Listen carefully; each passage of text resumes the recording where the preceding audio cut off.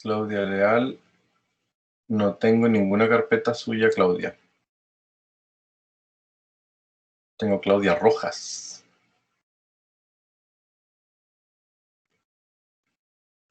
Bueno, ahí lo conversamos al final. Ya, ahora estoy grabando. Gracias por revisar. Bien, dentro de los trastornos de comunicación son fallas principalmente de carácter congénita que se presentan en el hígado. ¿Sí? Habíamos mencionado que estaba el conducto arterioso persistente. En realidad estos se conocen como puentes o shunt portosistémicos, ¿ya? Habíamos mencionado que estaba este shunt portosistémico. También habíamos dicho que estas anomalías desvían la sangre proveniente de los sistemas digestivos, ¿cierto?, hacia la circulación sistémica, pero no pasan por el hígado. Por lo tanto, llega sangre sin desintoxicar a órganos superiores, al sistema superior. Por lo tanto, van a producir trastornos, como por ejemplo, se van a acumular sustancias tóxicas o metabolitos tóxicos, ¿no? Que van a provocar daños principalmente a nivel cerebral. Eso se habla de que se producen encefalopatías. Habíamos dicho que el origen de los shunt portosistémicos puede ser congénito, puede ser adquirido y puede ser de manera intrahepática o de manera extrahepática. ¿Sí? Cuéntenme. Bueno, lo que se llama intrahepático, que ustedes lo están viendo ahí en la imagen. ¿Se logra ver la diapositiva? Ya. En la intrahepática hay una comunicación de la vena porta con la vena cava caudal a través de la vena hepática izquierda y va a afectar principalmente este trastorno a animales de raza grande, está descrito, mientras que la extrahepática conecta la vena porta con alguna de las venas entéricas con la vena cava caudal y se presenta con mayor frecuencia en razas pequeñas. Si no están conversando, por favor, desactiven los micrófonos, chicos, acuérdense. Entonces, hay un shunt que se llama portocava, que es el más común, donde ocurre una derivación desde la vena porta hacia la vena cava caudal, derivación portocava, o derivación a la vena ácigos, que es la derivación portoácigos. Entonces, aquí vamos a tener las características distintas. Esto creo que ya lo habíamos conversado, ¿sí? Habíamos visto estas comunicaciones. Y ahora toca mencionarles los trastornos que se denominan trastornos de pigmentación hepática. Existen tres trastornos principales que son de coloración, que son la melanosis, la bilirrubina y la hemosiderina. En el caso de la melanosis corresponde a la coloración gris, opaca o negro en la superficie del hígado. Puede atribuirse a alguna alteración congénita o también puede ser producto de un exceso de macrófagos, en este caso la congénita. También puede ser producto de pastoreos prolongados en pastizales de mala calidad. Eso provoca una pigmentación por el exceso de macrófagos presentes en el hígado. ¿Okay? Esa alteración llamada melanosis es una alteración visual solamente, no produce alteraciones en el órgano, por lo tanto no afecta a la funcionalidad del hígado. El cambio de la bilirrubina y la hemosiderina son trastornos que tienen que ver con la transformación de la hemoglobina. La bilirrubina corresponde a una coloración verde en la superficie del hígado. Se atribuye a una enfermedad de tipo biliar, obstructiva, difusa o segmentada y a colestasis intrahepática. La colestasis es cuando se acumula bilis dentro de los conductos hepáticos y esta bilis no fluye. Eso puede deberse principalmente, por ejemplo, por una hiperplasia de los túbulos o de los conductos biliares. Y esa hiperplasia puede estar dada por ejemplo, una cirrosis hepática. ¿Ya? En la cirrosis hepática, producto de la gran deposición que hay en el órgano, se puede apreciar este tipo de lesión o esta hiperplasia de los conductos con acumulación de bilis en su interior, y eso se llama colestasia. Histológicamente, los pigmentos pueden distender los canalículos biliares. Por lo tanto, los canalículos se pueden ver también mucho más grandes y las células se puede ver como si el hepatocito tuviera bilirrubina en su interior. La hemosiderina deriva de la ferritina y se produce por acumulación de hierro intracelular debido a la transferrina y a la descomposición de los eritrocitos. En este caso, la hemosiderina también se va a acumular al interior de los hepatocitos y de los macrófagos, principalmente. Y así bien la bilis se puede acumular dentro de los canalículos y dentro de los conductos biliares, la hemosiderina se va a acumular al interior de las células. ¿Okay? Eso hace que el hígado torne un color marrón, incluso un color negruzco. Ahí tenemos ejemplos de melanosis en el hígado. Se presentan esas manchas. En el cerdo la melanosis puede ser de carácter congénito también, que es la primera imagen que ustedes están viendo de la izquierda. ¿Ok? Y la segunda corresponde a melanosis en bovino. La primera es en cerdo y la segunda es en bovino. Y aquí están viendo el hígado de color levemente amarillo en la superficie por marcada acumulación de bilirrubina, y ahí están viendo la bilirrubina en los canalículos biliares, los cuales también se distienden. ¿Ya? La flecha apunta a la acumulación. Estos cambios solamente los vamos a ver desde el punto de vista microscópico. ¿Okay? Entonces, microscópicamente podemos ver la distensión de los canalículos con el acúmulo de bilis, de bilirrubina, y macroscópicamente lo vamos a ver de un color amarillento. Ahora, de color amarillento, podemos confundirlo también con otras cosas. Eso se parece mucho a una pregunta que les dije yo en la prueba, por ejemplo, ¿con qué podrían confundir el edema con el enfisema? ¿Quién confundirlo? En este caso, por ejemplo, aquí podemos confundir esta coloración de la superficie por ejemplo, con fibrosis o con cirrosis hepática, con el cambio de color que también lo apreciamos en la hepatitis. ¿Ok? Bien. En cuanto a las degeneraciones hepáticas, una de las más importantes es la formación de hígado graso, ¿sí? Que se conoce como esteatosis o lipidosis hepática. El hígado tiene hartas funciones con respecto a la biosíntesis de ácidos grasos o de colesterol. Bien, los lípidos se transforman o se esterifican en el hígado. Entonces los hepatocitos esterifican los lípidos, y los triglicéridos como colesterol, fosfolípido y cuerpos cetónicos se transportan con proteínas hepáticas, principalmente lípidos de baja densidad, y se transportan posteriormente en el plasma. ¿Para qué? Principalmente para generar energía en el caso de los cuerpos cetónicos. ¿Cómo se podrían acumular? Por ejemplo, cuando hay una menor producción de proteínas hepáticas. Una menor producción de estas proteínas hepáticas o proteínas que van a transportar lípidos, principalmente a los lípidos de baja densidad. Como eso no se produce, se pueden estos acumular en el plasma en el hígado, no van a viajar en la circulación, y se tienden a acumular en el hígado, en los hepatocitos. Ustedes cuando vimos esteatosis, lipidosis, se deben acordar que una de las causas es que existe una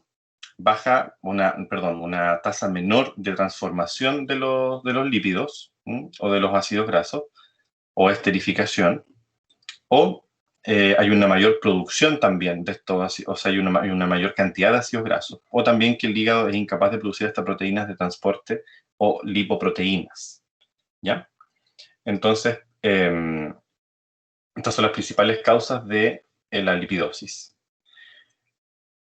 Corresponde entonces a una acumulación visible y mayor de lo normal de triglicéridos. Lo podemos confundir también lo que les mostraba la imagen anterior de la bilirrubina o de lo que llamamos ictericia.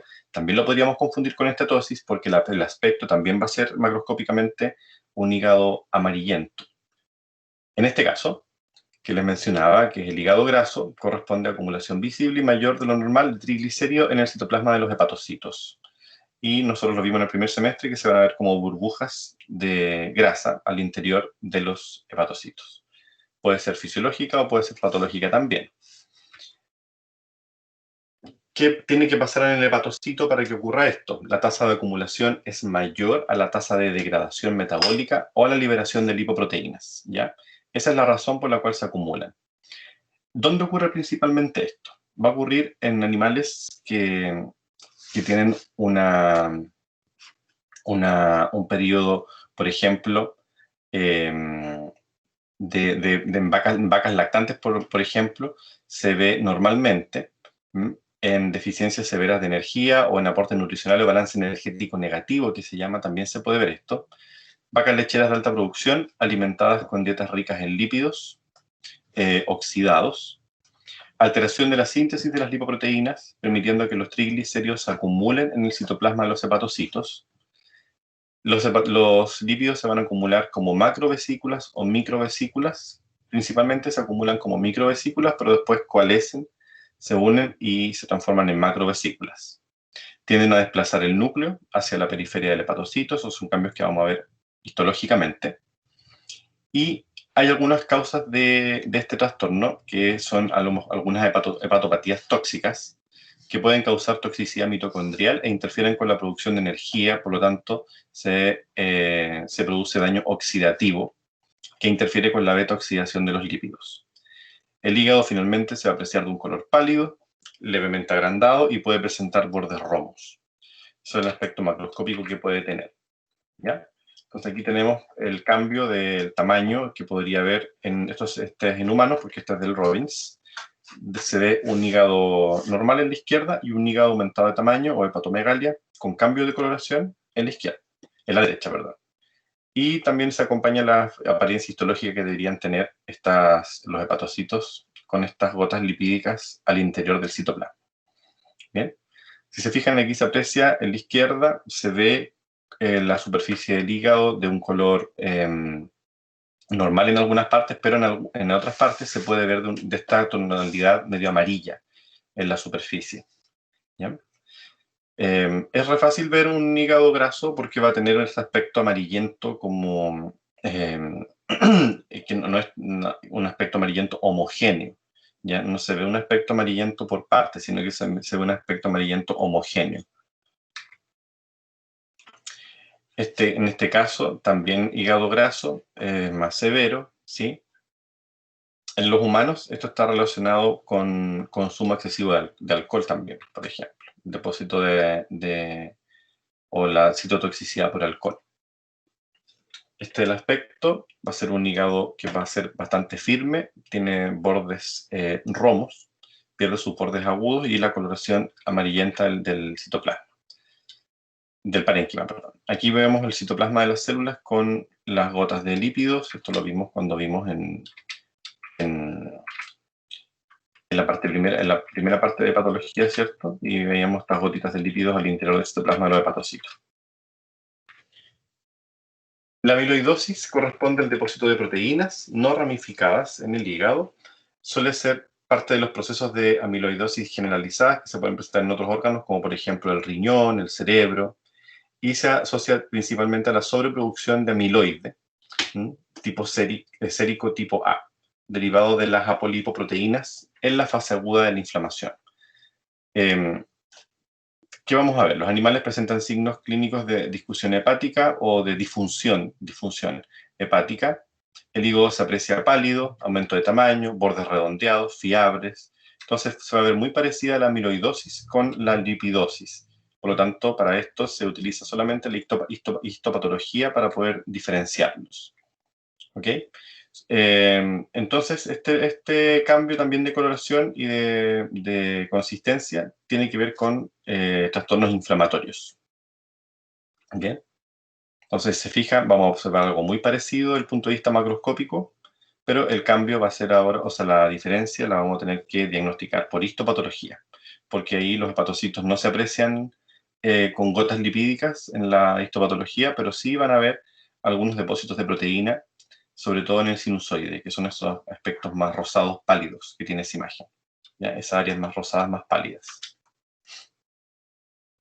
como lo que se ve ahí. Hay una mezcla entre lipidosis y amiloidosis, que son esos los lugares rosados más pálidos de la muestra histológica. Bien. En el caso de las inflamaciones del hígado o de la hepatitis, estas pueden ser por distintas causas, ¿sí? Hay distintas características que puede tener este patrón de inflamación. Puede ser, por lo tanto, localizado, puede ser difuso en el parénquima hepático, y lo vamos a tener que también diagnosticar desde el punto de vista histopatológico, ¿sí? Para determinar bien qué otros hallazgos podemos encontrar nosotros en el parénquima hepático. Entonces, podemos hablar de cambios agudos y cambios crónicos de la hepatitis. Como en todos los órganos, en los casos crónicos podemos encontrar fibrosis. Eso nos debería llamar la atención. Y en los casos agudos podríamos encontrar una gran cantidad de células o infiltrado inflamatorio. ¿Qué va a ser importante o de qué va a depender lo que veamos en hígado en inflamaciones? Va a depender del agente causal, si es virus, bacteria. Entonces podemos tener un patrón focal, multifocal o difuso, dependiendo del agente causal, ¿cierto? Por ejemplo, en los casos virales va a ser un patrón difuso, va a estar todo el hígado afectado. En el caso de que el agente sea bacteriano, puede ser focal o multifocal, ¿ya? Va a depender de la gravedad de la patogenicidad que tenga el agente causal y el estadio de la enfermedad o el estadio que veamos nosotros la hepatitis. Puede ser una hepatitis reciente, puede ser una hepatitis más avanzada, pueden haber, por ejemplo, abscesos multifocales en el hígado, pero estos abscesos pueden producir esta necrosis en el tejido. Posterior a la necrosis viene la fibrosis. Entonces acuérdense que yo les mencionaba que cuando se hace una necropsia y se inspecciona el hígado, hay que tener mucha atención con las lesiones que nosotros podamos encontrar en el órgano, porque podemos encontrar, por ejemplo, áreas de fibrosis en el tejido, pero eso quiere decir que a lo mejor no necesariamente el agente causal fue un agente que provoca una reacción inflamatoria de tipo crónico, sino que puede ser que pasó mucho tiempo ya y hubo una anterior hepatitis que simplemente el tejido se regeneró, se formó tejido cicatricial, pasó el tiempo y nosotros apreciamos esta área ahora de fibrosis. ¿Se entiende?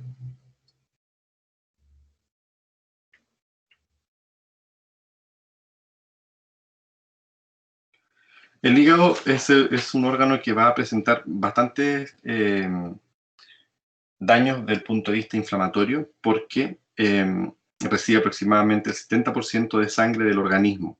Entonces van a haber muchas sustancias tóxicas, por ejemplo, ingeridas en los alimentos, como sustancias de plantas tóxicas, metabolitos de hongo, metales, sustancias químicas, que van a afectar a las células del hígado, van a afectar a los hepatocitos. Por lo tanto, si bien el hepatocito tiene capacidad para metabolizar ciertas sustancias o posee enzimas para metabolizarlas, puede ser que ciertas sustancias estén en exceso o ciertas sustancias sean tóxicas para el hígado, para los hepatocitos, por lo tanto no logran metabolizar estas sustancias. ¿Bien? Hay lesiones bien características o cambios que se van a ver a nivel microscópico principalmente, como el aumento del tamaño de los hepatocitos, que se denomina megalocitosis. Vamos a ver hepatocitos con aumento del núcleo, aumento del citoplasma, eso por una intensa actividad metabólica de las células tratando de desintoxicar, ¿sí? Y también podríamos ver fibrosis en los casos más crónicos, ¿bien? La colangitis se refiere a la inflamación del árbol biliar, pudiendo diferenciarse en los ductos o la vesícula biliar. En el caso de que la inflamación ocupe un espacio periférico al conducto biliar, se denomina colangiohepatitis, ¿ya? Esta inflamación del árbol biliar también va a tener como consecuencia que se acumule bilis o bilirrubina al interior de los conductos biliares. Como les mencionaba, importante acordarse que los agentes virales van a producir un patrón centrolobulillar, difuso, multifocal, congestión y edema, y en otros agentes infecciosos se presenta un patrón más irregular, con una distribución, por ejemplo, que puede ser focal o multifocal en el caso de las bacterias. ¿Se acuerdan que yo les mencioné el caso de la onfaloflebitis? Que son esta contaminación del cordón umbilical que puede ascender al hígado y se presenta, por ejemplo, en los cachorros en los animales recién nacidos, corderos, por ejemplo, recién nacidos, terneros. Se pueden presentar estas onfaloflebitis y estas bacterias viajan por la sangre como émbolos sépticos y en el hígado es donde se anidan, colonizan, se multiplican y producen abscesos hepáticos de manera focal y multifocal también, ¿ya? Entonces, la cronicidad de las lesiones son importantes para el diagnóstico. A partir de las muestras se pueden tomar muestras para cultivo y se puede realizar el aislamiento del agente causal y se puede determinar qué agente es. Los focos de hepatitis con necrosis y que además presentan focos necróticos, debería decir ahí, con presencia de absceso es característico de una inflamación de tipo bacteriano, ¿ya? Porque ahí vamos a ver abscesos. En inflamaciones virales normalmente no hay abscesos, ya no se forman abscesos, sino que se forma una necrosis principalmente de tipo centrolobulillar con daño masivo de los hepatocitos en el hígado. Características principales de la hepatitis aguda versus hepatitis crónica a grandes rasgos. Bueno, lo que ya conocemos como inflamación de tipo aguda e inflamación de tipo crónica en distintos órganos, que va a ser en el caso del agudo un mayor exudado de células, ¿sí? Se ve el infiltrado celular entonces característico por linfocitos, neutrófilos, acompañado de edema en los casos más graves, células apoptóticas, debería decir ahí. Corrector me cambia algunas palabras, apoptóticas. Los infiltrados se localizan principalmente en la zona portal, rodeando conductos biliares y algunas veces en la cápsula o alrededor de las venas centrales. Principalmente en la hepatitis aguda, los infiltrados celulares se van a ubicar a nivel portal, ¿ya? Gran cantidad de macrófagos de Kupffer con abundantes vesículas del lisosoma, producto de la fagocitosis de residuos celulares y de enterocitos. También podemos encontrar áreas congestivas en el hígado, podemos encontrar depósitos de bilirrubina también en el caso de las hepatitis agudas. Y en las crónicas, ya todos los cambios crónicos que habíamos mencionado antes, como fibrosis, que es la característica más frecuente. Por lo tanto, aquí el grado y distribución de estas lesiones o de la fibrosis, o podemos ver necrosis de tipo coagulativa, también nos puede ayudar a clasificar esta hepatitis como hepatitis crónica. En algunos animales la hepatitis crónica está relacionada con enfermedades de tipo autoinmunes, que tiene causas tóxicas, enfermedades de tipo metabólicas. El daño está asociado con la imposibilidad de la regeneración, por lo que la cirrosis es común y se manifiesta lentamente. Si bien el hígado es un órgano que tiende a regenerar, ¿sí? Si el daño persiste, ¿sí? Si la lesión persiste en el tiempo, si es mantenida, o si el agente causal es demasiado patogénico, el hígado no alcanza a repararse y él empieza a morir por necrosis muchas células y el tejido se tiende a reparar formando zonas de granulación y también producción de fibra, ¿ya? Producto de eso, los animales pueden presentar signos atribuibles a la producción de hepatocitos, que son la menor producción de albúmina. Por lo tanto, es esperable encontrar en estos animales signos como ascitis, ictericia y también signos de encefalopatía hepática.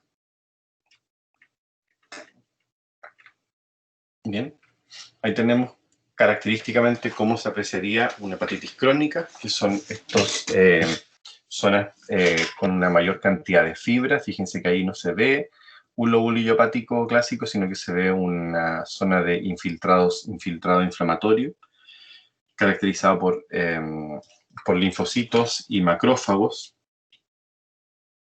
¿sí? Y también se puede apreciar hepatocitos necróticos en el centro y una gran cantidad de fibra en la periferia del lobulillo. ¿Ya? Aquí se ven hepatocitos con hepatomegalia, algunos de ellos en apoptosis, perdón, en necrosis, y gran producción de fibra entre medio en los espacios porta principalmente. ¿Ok?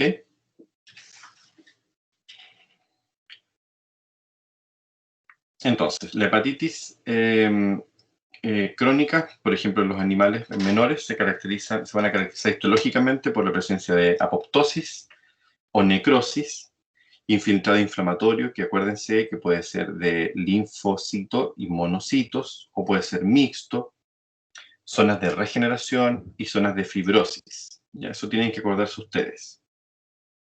En los perros es común el herpes virus, adenovirus, otros agentes como por ejemplo no virales como el Helicobacter o Leptospira también pueden causar hepatitis de tipo crónica. ¿Ya? En humanos es más conocidas las causas o se diagnostican mejor los hepatitis y cuáles son los agentes causales que producen la hepatitis, pero en los animales domésticos es menos diagnosticado. ¿Okay? La hepatitis entonces se define como la presencia de infiltrado inflamatorio en el parénquima hepático. Según el agente etiológico se pueden observar diferentes ejemplos dependiendo de la causalidad. Algunos ejemplos, por ejemplo, en la migración de larvas de parásitos, como de Ascarisum, en el parénquima hepático se identifica la típica imagen de manchas blanquecinas multifocales o de migraciones parasitarias. Infecciones por Mycobacterium también pueden producir hepatitis de tipo crónica, con presencia o formación de granulomas. Se van a ver estos nódulos en el parénquima hepático y al corte contienen un exudado de tipo gaseoso, ¿bien? Un exudado inflamatorio gaseoso. Toxoplasmosis también produce que una causa protozoaria, se produce una hepatitis de tipo necrotizante, que son multifocales, y en infecciones bacterianas que cursan con septicemia, las bacterias que provocan cuadros de policerositis, es frecuente que ocurra una ectovasación de fibrina y se forme un exudado inflamatorio fibrinoso en la superficie de muchos órganos, por lo tanto el hígado no es la excepción. Y en el caso del hígado, esto se va a denominar perihepatitis fibrinosa. ¿Ya? Perihepatitis fibrinosa.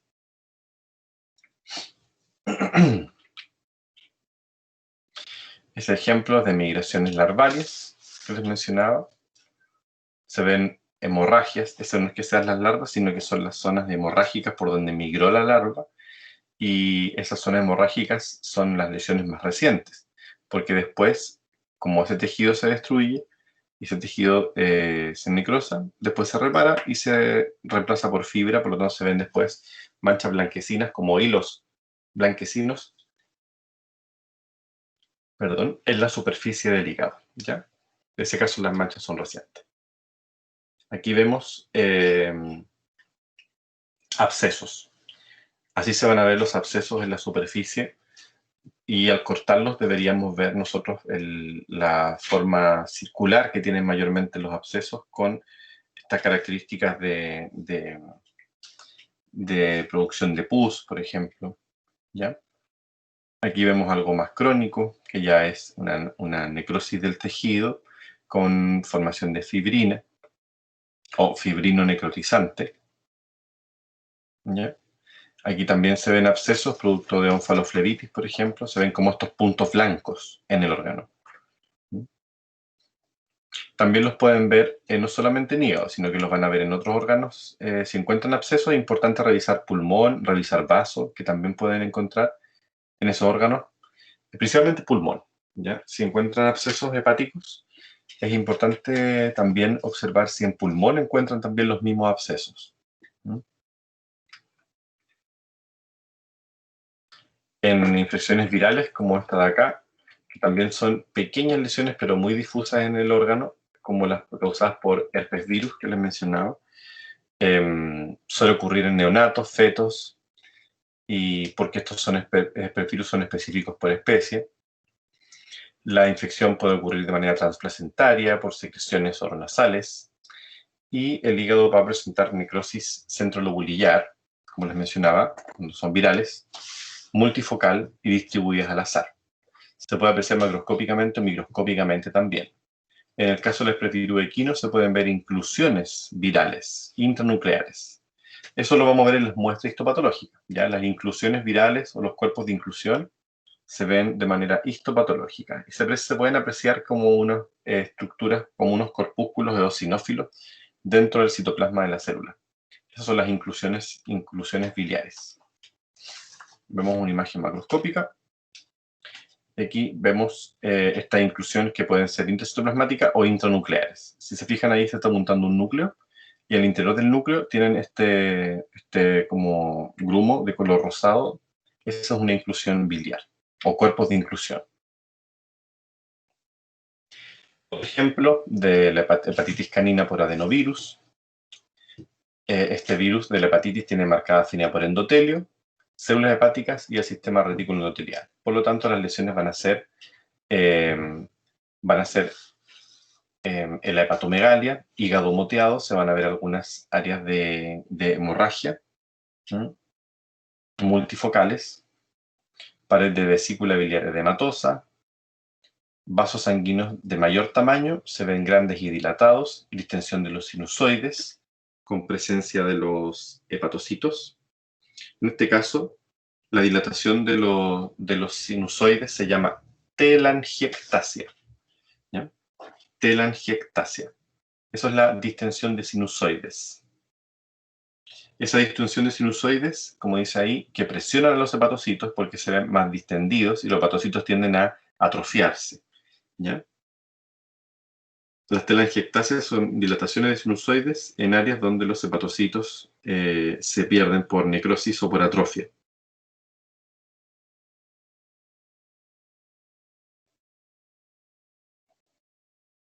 Bien. Zonas de necrosis centrolobulillar también, cuerpos de inclusión intranucleares, en este caso de color basófila. Puede haber apoptosis del tejido y degeneración grasa. ¿Ya? Uno de los signos de un caso clínico que muestra hepatitis canina es este edema corneal, donde se ve este perrito, si se fijan, se ve con la córnea de color pálido. Es porque como este virus es epiteliotrópico y va a afectar al endotelio, puede afectar en este caso, se ven marcados signos en la córnea, porque puede afectar el endotelio de distintos lugares, pero es un signo de ojo azul que es característico, es casi patognomónico de hepatitis canina, ¿ya? Que no siempre se presenta. Ahí le vemos las lesiones y los cuerpos de inclusión nuclear que son ahora mucho más grandes y se ven al nivel intranuclear como estos corpúsculos de color basófilo al interior de los núcleos del hepatocito. ¿Eh? También es signo patognomónico. ¿Cómo acceden las bacterias en hígado? O distribución de las lesiones de manera focal. Estas distribuciones tienen poca importancia clínica, pero tienen bastante importancia patológica para entender cómo se produjo la lesión en el órgano. ¿Cómo acceden las bacterias al hígado? Tenemos dos tipos. Tenemos la implantación directa por penetración de cuerpo extraño, por vía hematógena, ¿sí? Mediante arteria hepática, vena porta, umbilical, y dijimos que teníamos la onfiloflebitis. Puede ser por invasión de la cápsula, por focos de peritonitis, o también puede ser biliar a través de los conductos biliares. Entonces, estas cuatro vías son de cómo se acceden las bacterias al hígado. En ese caso, las infecciones pueden ser específicas o pueden ser inespecíficas, ¿sí? Diversos tipos de bacterias y de hongos pueden provocar inflamación local con degeneración y absceso hepático. Entonces, cuando ustedes vean abscesos o vean estas lesiones focales con formación de abscesos, que son estas estructuras blanquecinas, hay que preguntarse cómo habrá accedido o por dónde habrán venido estos agentes o agentes microscópicos a colonizar el hígado. Entonces hay que pensar que puede ser implantación directa, vía hematógena, a través de un foco de peritonitis, o puede ser por conductos biliares. ¿Ya? Este es el caso de la onfaloflebitis. Miren, ahí tenemos un caso de abscesos o microabscesos, que son estas como manchas blanquecinas de forma circular en la superficie del hígado. Son comunes en bovinos y pueden surgir por invasión directa de la cápsula o por reticulitis traumática, pueden ser hematógenas o como onfaloflebitis. Las de origen onfalogénico son las más comunes de todas y pueden generalizarse en distribución. Esto quiere decir que las podemos ver en linfonódulos, podemos ver en el corazón, podemos ver en el pulmón, ¿ya? Son importantes en ganado de engorda y pueden ser fatales en casos de rumenitis. En ovejas, ¿por qué en ganado de engorda? Porque son los individuos que también están propensos a un balance energético negativo, ¿sí? En el caso de ovejas de engorde también son comunes por bacterias oportunistas, bacterias del ambiente. Las de origen biliar son comunes en caso de parásitos como Ascaris. Enterobacterias que pueden provocar una hepatitis de tipo ascendente y generalmente son asintomáticas, ¿ya? No producen signos clínicos en el animal, sino que tienden a ser estos hallazgos de necropsia. Podemos ver abscesos de distinto tamaño y de distinta distribución. Fíjense, esto es multifocal. El otro igual es multifocal, ¿ya? Y es difuso. Así se ven los abscesos. Tienen como un borde o una cápsula conectiva alrededor. Dependiendo del agente causal, vamos a ver si los abscesos tienen material purulento o necrosis gaseosa también en su interior. ¿Ya? Como lo que están viendo ahí. Lo que apunta a la flecha es la cápsula de tejido conectivo y lo que está con la letra E corresponde a la pus, que es una mezcla entre bacterias, neutrófilos y células muertas. Y eso también lo pueden ver, lo que está en la letra E, también lo podrían ver como un depósito de calcio, dependiendo del agente causal, les repito, porque hay bacterias que producen esta necrosis de tipo gaseosa. En este caso lo que estamos viendo no, es necrosis coagulativa, perdón, licuefactiva. Licuefactiva. ¿Ya? Eso es gaseoso. Esa es la comparación. ¿Ya? Se aprecia más denso el contenido, más amarillo y más sólido. Lo otro no. Lo que ustedes vean como en la letra E, tiene la consistencia como de un yogur. Lo otro no. Tiene consistencia como de un queso. Es mucho más sólido. ¿Ya? Porque las bacterias no son las mismas. Existen lesiones subletales en los hepatocitos que son, por ejemplo, distintos patrones. ¿Ya? Vamos a ver como por ejemplo la esteatosis, degeneración hidrópica y atrofia. Sin embargo, la necrosis y la apoptosis son cambios letales en el hígado. Esas necrosis y apoptosis, principalmente la necrosis, van a tener distintos patrones, ¿ya? ¿Qué podemos observar en esto? Podemos observar hinchazón citoplasmática, destrucción de los organelos, ruptura de membrana celular, daño cariorréctico, cuando es covulativa, producen hepatocitos inflamados o aumentados de tamaño, o megalocitosis, ¿sí? Degradación del tejido conectivo. Diferenciación de hinchazón citoplasmática o megalocitosis. O tumefacción y megalocitosis, no es lo mismo. En la tumefacción vemos el citoplasma aumentado de tamaño, el núcleo no cambia, ¿ya? Vemos aumentado de tamaño el citoplasma. Por ejemplo, en la degeneración hidrópica veíamos hepatocitos bastante grandes, o citomegalia, ¿cierto? Pero con producto de las vesículas. En cambio, en la megalocitosis, nosotros vemos tanto el citoplasma como el núcleo aumentado de tamaño, las dos cosas. ¿Ok? Apoptosis, contracción de la célula, es distinto, acuérdense que la necrosis, porque la necrosis se contrae, van a ver el desencadenante de la apoptosis, acuérdense que es factor de necrosis tumoral, receptores de membrana que van a activar vías de caspasa y citocromo, y formación de cuerpos apoptóticos donde no hay células inflamatorias. En necrosis, nosotros encontramos células inflamatorias. Por lo tanto, si hay necrosis o si hay apoptosis, nosotros no nos vamos a dar cuenta desde el punto de vista macroscópico. Solamente nos podemos dar cuenta desde el punto de vista microscópico. ¿Ya? Por lo tanto, en estos casos se habla siempre de manera indistinta. Sabiendo que puede ser una apoptosis o una necrosis, generalmente se habla de necrosis, ¿ya? Degeneración o necrosis. ¿Mm?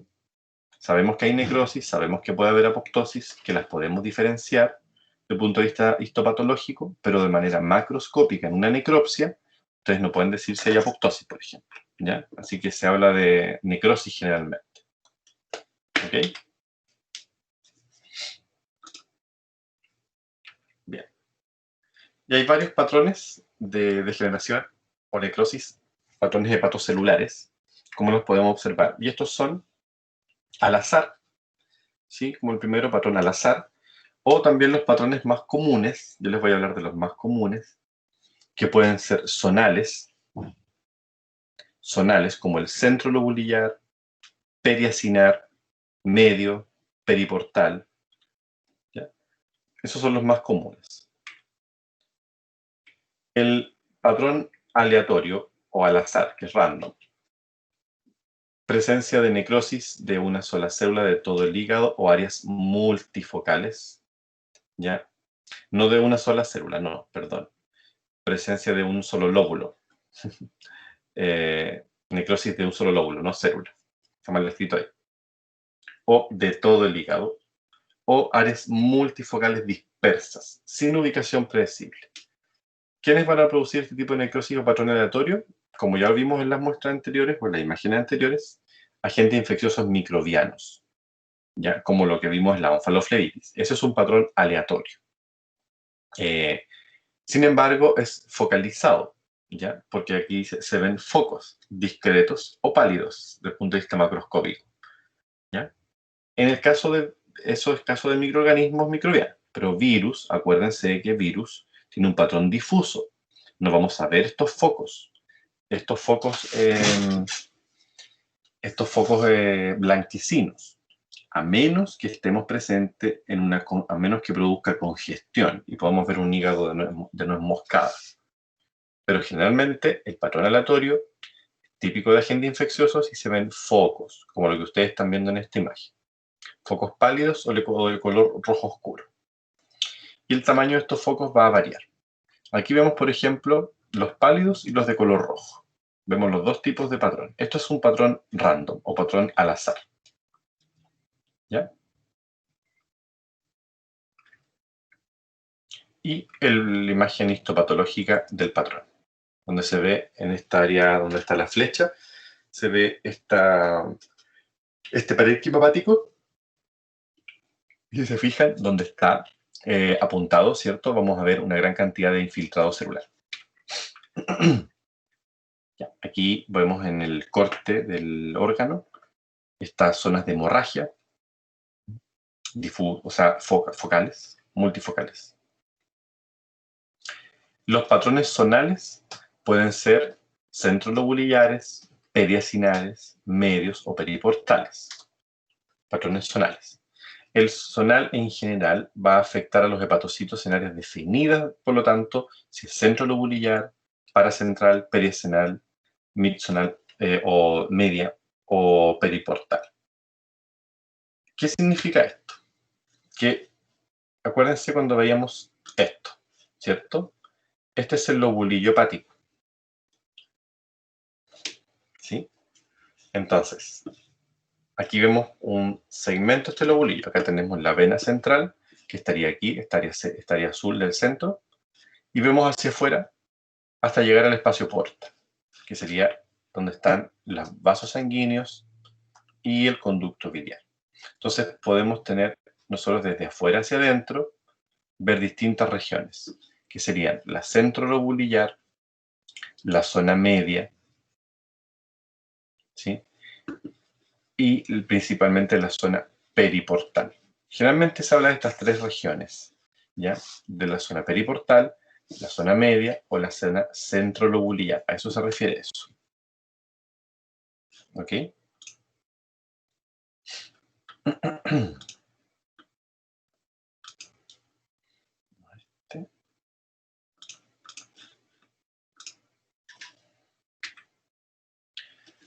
Afecta hepatocitos en áreas definidas del lóbulo, entonces se producen un hígado pálido en general y de bordes redondeados, friable, que quiere decir que se rompe fácilmente el tacto, y palidez del lóbulo afectado. Cuando los hepatocitos se hinchan, pero si los hepatocitos se necrosan, se aprecian zonas de color rojo productos de la congestión. Centrolobular. Es el patrón más común de que esta porción recibe sangre menos oxigenada y los hepatocitos tienen la mayor actividad enzimática. Hepatocitos son altamente susceptibles a la hipoxia, por lo tanto, en casos de congestión, por ejemplo, se puede producir este daño centrolobular. Causas: anemia grave o insuficiencia cardíaca derecha, que es lo que produce la congestión pasiva del hígado, produce atrofia, produce la hipoxia con atrofia hepatocito. Acuérdense que el patrón centrolobular es causado, por ejemplo, por infecciones de tipo virales.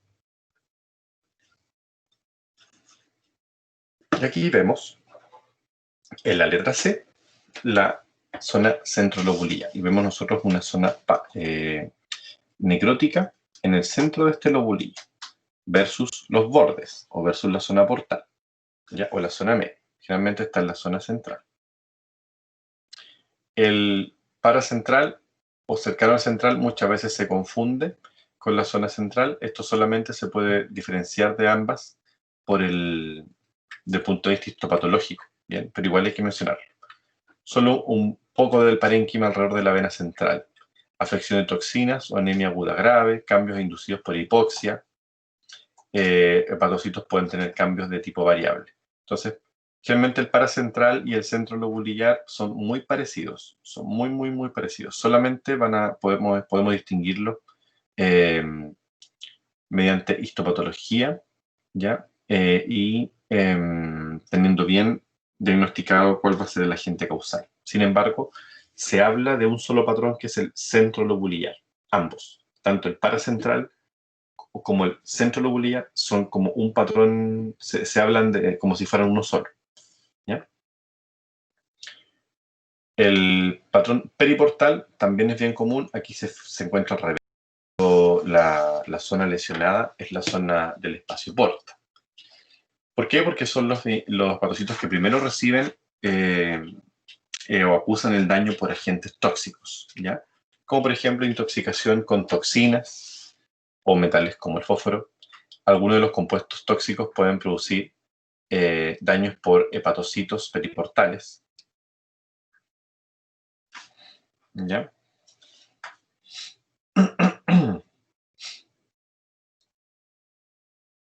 Algunos compuestos se metabolizan por las enzimas de los hepatocitos periportales, pero algunos no requieren metabolismo.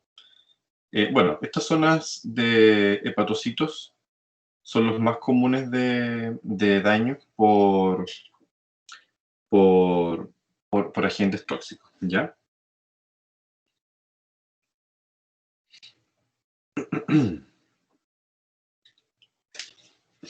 Entonces, minerales como el fósforo, metales como el plomo, el zinc, pueden afectar a esta zona, principalmente la zona periportal. No presentan daños por hipoxia generalmente, los hepatocitos de acá. No mueren, sino que mueren por una intoxicación o por un daño provocado directo por estos elementos, sustancias tóxicas en la sangre. ¿Ya? Pasamos al cambio masivo. ¿Cuándo se va a denominar masivo? ¿O cuándo vamos a nosotros denominar una afección de tipo masivo?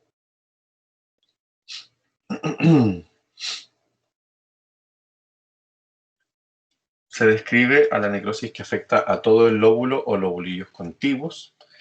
Todos los hepatocitos del lóbulo son necróticos apariencia del hígado varía con la lesión. ¿Ok? Y la apariencia en general del hígado se va a apreciar en casos agudos afectando a la mayoría del parénquima. Es lo que mencionábamos como el daño causado por virus, ¿ya? Se puede apreciar un parénquima oscuro debido a la congestión, abundante sangre en el parénquima y necrosis. Células productoras de matriz extracelular migran al sitio de la lesión, por lo tanto vemos producción de fibras, lo que hace que el parénquima se reemplace por colágeno. Después de eso, al fibrosarse el tejido, se produce una reducción o una contracción del tamaño del órgano y se puede ver un aspecto arrugado del órgano. Entonces, las lesiones masivas del hígado son más letales para el órgano, pueden producir un daño por fibrosis en el tiempo, y eso trae como consecuencia de que el órgano pierda mayor funcionalidad y se aprecie con un aspecto que se denomina cirrótico, ¿ya? El bridging, la que estaba antes de la masiva, es una mezcla entre ambas, es una mezcla entre lo zonal y lo masivo, ¿ya? Se denomina así porque es como un puente, se ven lesiones distintas.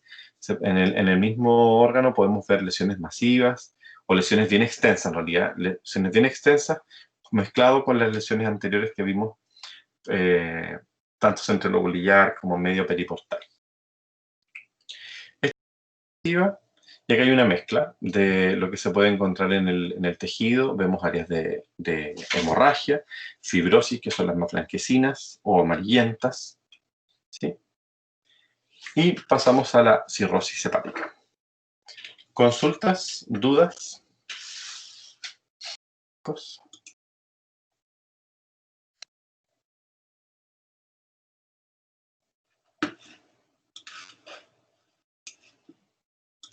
Ninguna, Por mi profe. parte no, profe. ¿No? ¿Todo ok?